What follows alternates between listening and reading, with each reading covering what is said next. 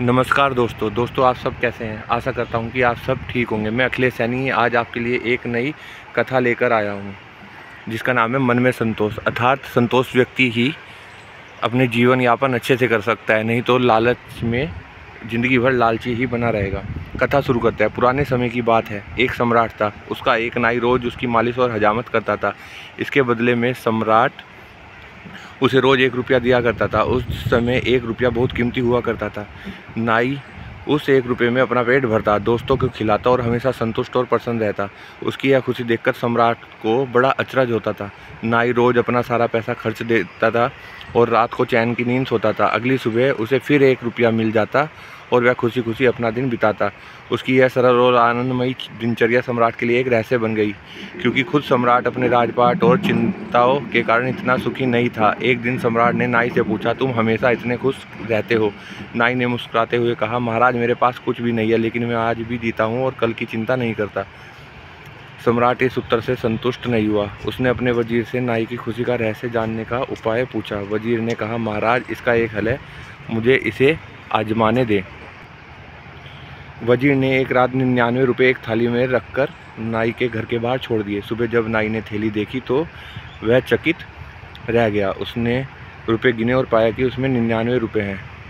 नाई ने तुरंत सोचा, अगर मैं आज 1 रुपया बचा लूँ तो मेरे पास पूरे 100 रुपये हो जाएंगे। उस दिन नाई ने खाना कम कर दिया और खर्चे में कटौती करने लगा। धीरे धीरे वह पैसे बचाने की चिंता में खो गया।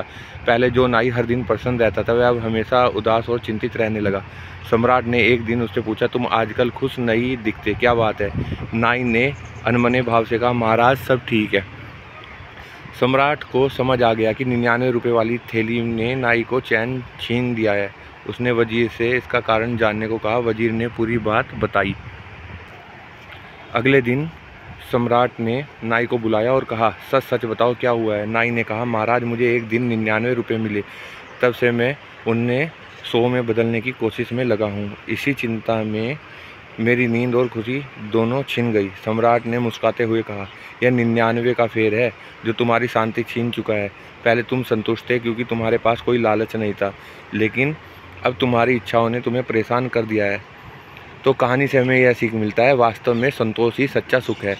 जब हम लालच और इच्छाओं का पीछा करते हैं तो हम अपनी वर्तमान खुशी खो देते हैं। जीवन का आनंद उन्हीं चीज़ों में है जो हमारे पास है, न कि और अधिक पाने की चिंता में। जो प्राप्त है वही पर्याप्त है। आज आपके पास उपलब्धता है और उसी में खुश रहिए कि परमात्मा ने हमें दिया है ये सब। और यदि आज आपके पास अभाव है तो उसमें ही खुश रहिए कि क्या पता यही हमारे हित में हो, इसलिए परमात्मा ने इसका भी हमें अनुभव कराया।